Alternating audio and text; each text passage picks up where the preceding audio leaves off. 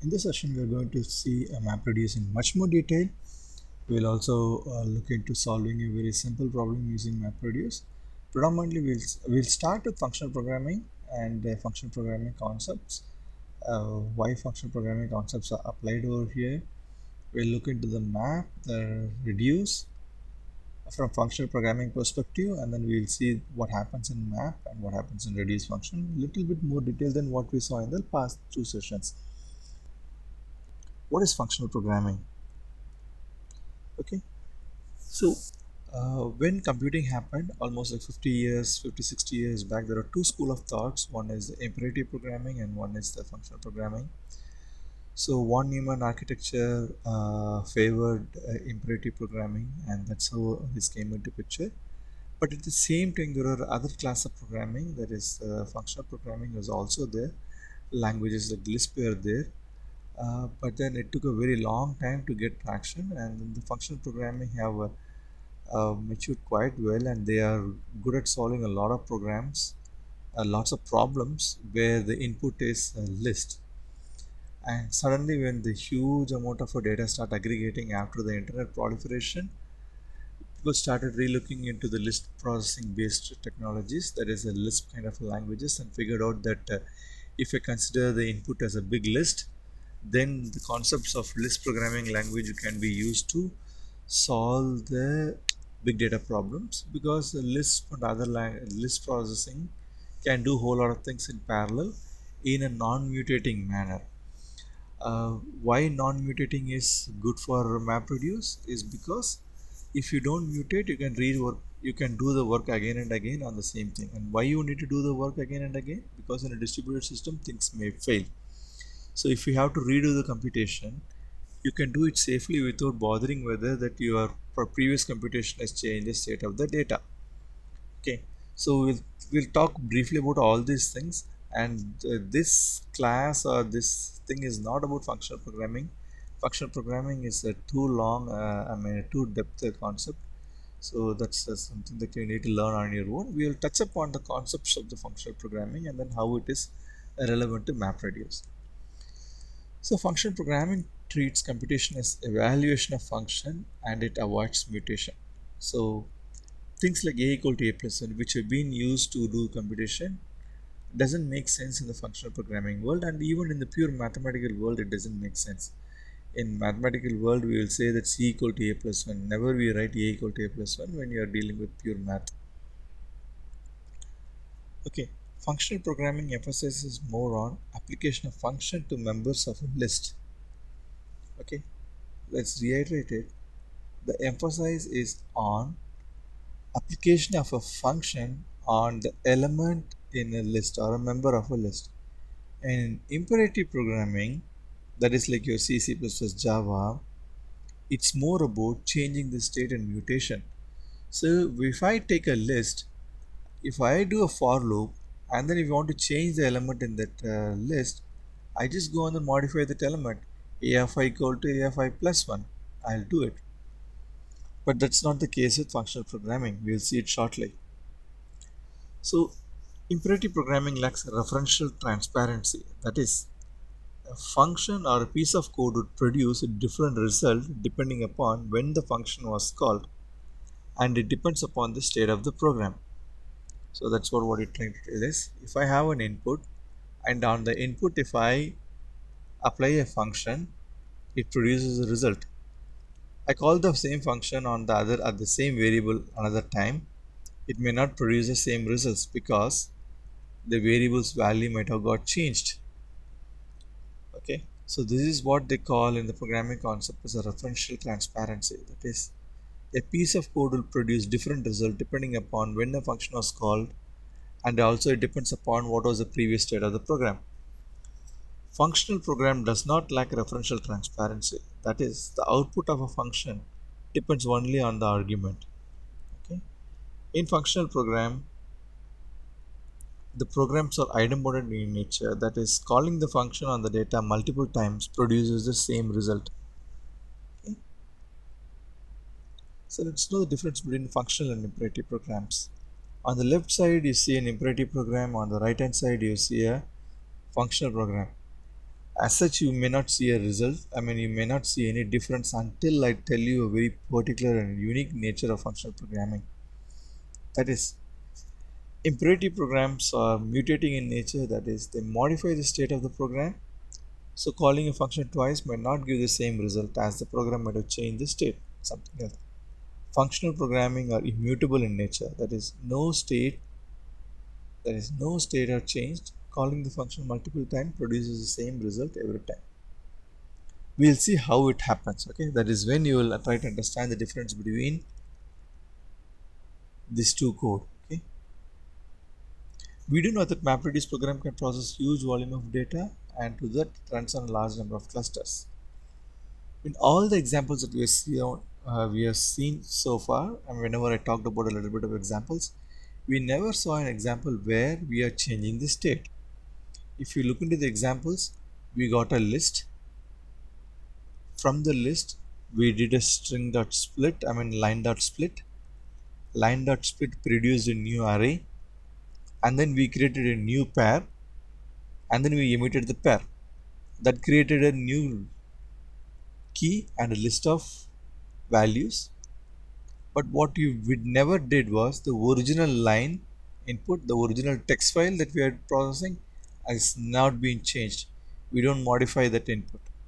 Okay, that's what I say. In the examples we have seen so far, we have not seen any example where some state has to be changed or state change has to be notified. The map and reduce were applying function on data and they are not mutating the data. So you might have asked the question, if you are not mutating, what are we doing? Where is the result?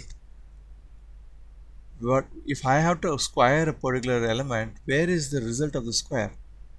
This is a question that you will be asking. So in MapReduce, what happens is the result of a map produces a new list altogether. So if I take a list and apply a map function, it the map function does a transformation on the list and produces another list which has the transformed values of the original list.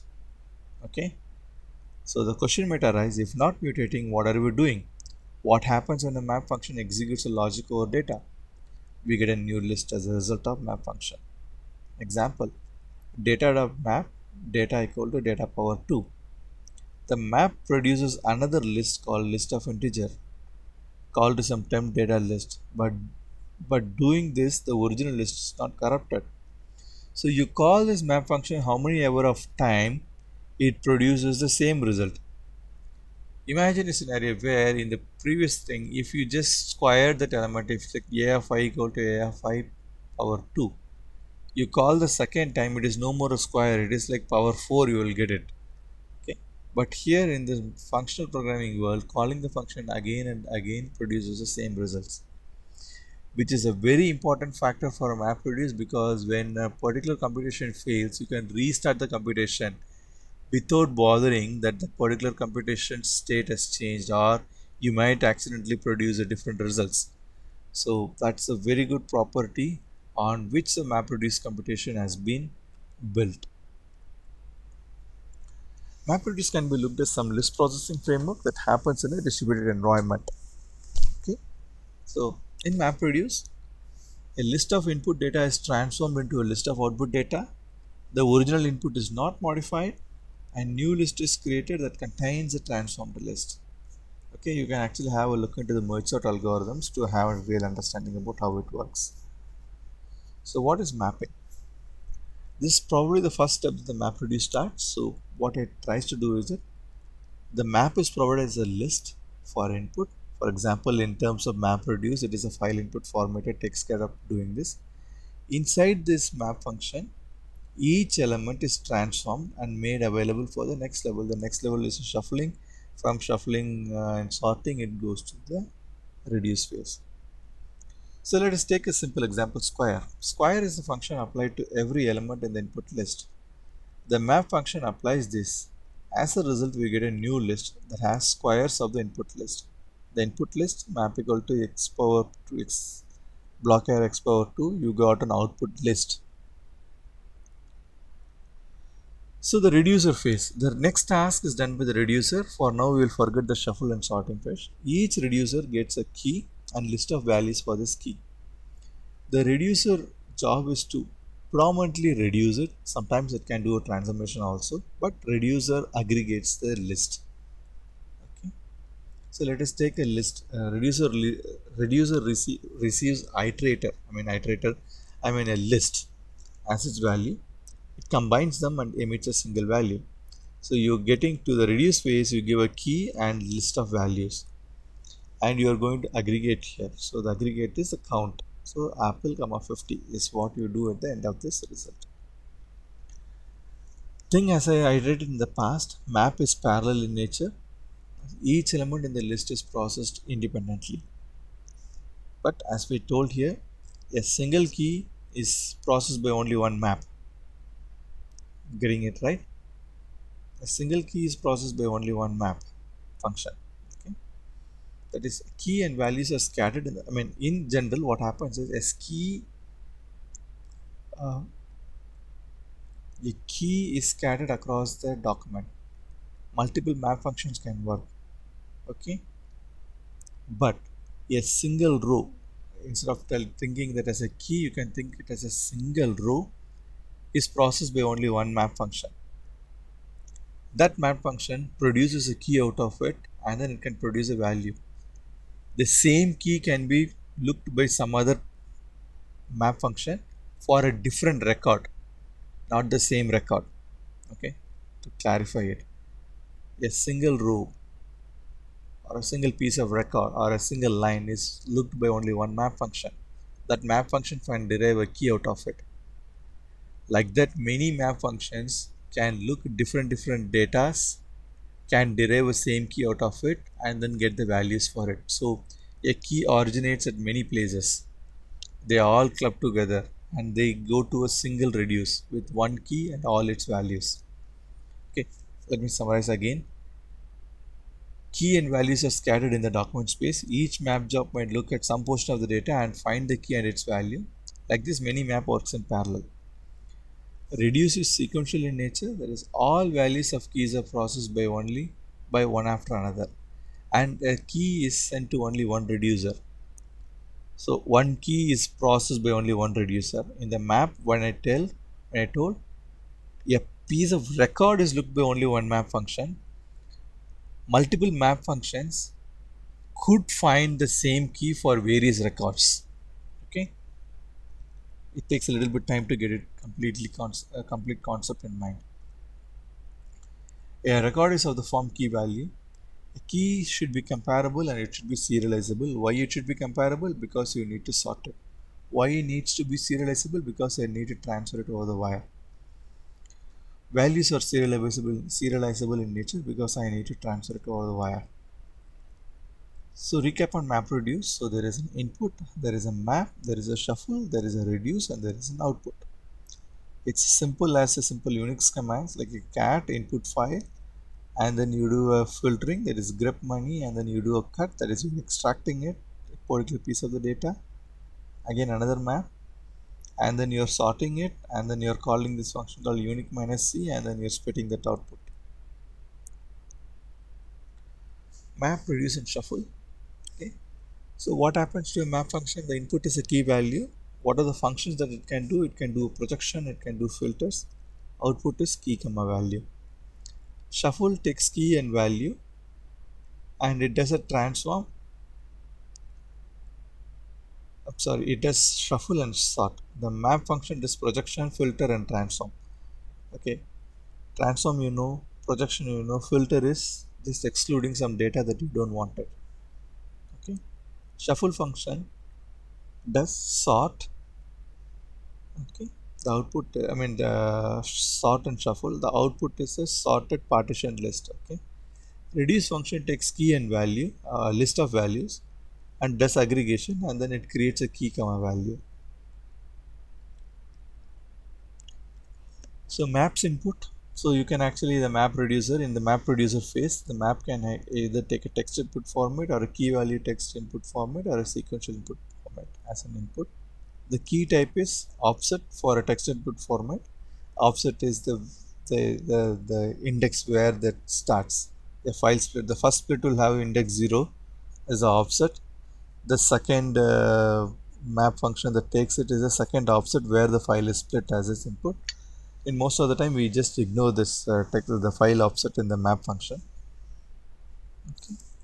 So the map output format, the text output format, the format is key followed by a value. Similarly, there is a sequential output format and there is a null format. Okay. Let us talk about a simple problem. So this is a problem about like a login and logout timing. Okay. So each user, when they start, when they log in, they emit a event called start and then the timestamp. And when they log out, they emit a event called username, stop, and timestamp. So this imagine this is a very big file. This is a very trivial problem, but just to have an understanding, you just have to look into simple problems first and then go with the really bigger problems. So input to the problem is 1.n log lines, each of the above format. Each line is a log event for a particular user. Currently there are only two events, start and stop.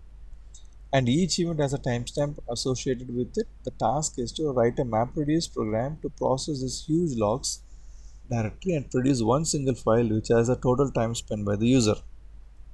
Okay. So now you have to think how you are going to solve this problem. Okay. How do you solve this problem in a regular way?